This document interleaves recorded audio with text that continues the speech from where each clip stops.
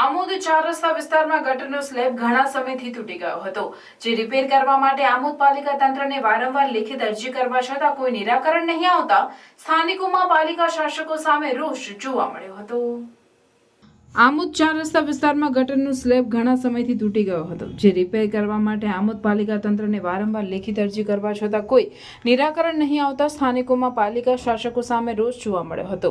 આમોદમાં 4 રસ્તા વિસ્તારમાં મીનાક્ષીબેન રમેશભાઈ પ્રજાપતિના ઘર પાસે મુખ્ય માર્ગની બાજુમાં ગટરનો સ્લેબ છેલ્લા 5 વર્ષથી તૂટી ગયેલ છે। આ મુદ્દે આમોદના મીનાક્ષીબેન પ્રજાપતિએ 11 વખત આમોદ નગરપાલિકાના સત્તાધીશોને ગટરનો સ્લેબ રિપેર કરવા માટે અરજી આપી હોવા છતાં જાડી ચામડીના પાલિકા તંત્રના પેટનું પાણી હલતું નથી તેમ લાગી રહ્યું છે।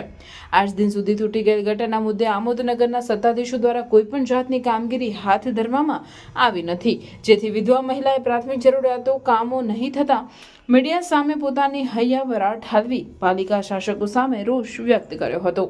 આ બાબતે આમોદ પાલિકાના ઇજનેર કિરણ મકવાણાએ જણાવ્યું કે એજન્સીના કામ આપી દીધું છે, 2 દિવસમાં તૂટેલી ગટરનો સ્લેબ બનાવી દેવામાં આવશે।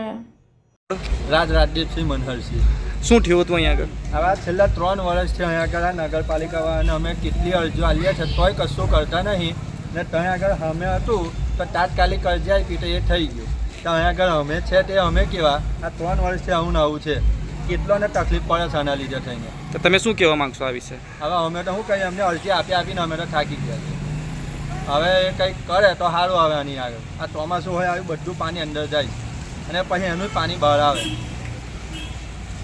પાલિકામાં કેટલા 11 એપ્લિકેશન આપી કે મારા ઘરના આંગણે ગટરનો ખાડો પડેલો છે, એના માટે કોઈ એનો રસ્તો નથી। મેં પોતે જાતે આવીને જે પ્રમુખ છે તેને પણ કહી ગયેલી છું તો પણ એ લોકો એનો કોઈ ઉકેલ લાવ્યા નથી અત્યાર સુધી। ને બાજુની સાઈડનું કામ થયું છે પણ મારા ઘરનું હજુ પણ થયું નથી। કેટલી અરજીઓ આપેલી છે તમે? 11 એપ્લિકેશન આપેલી છે। કેટલા સમયથી અરજીઓ આપો છો?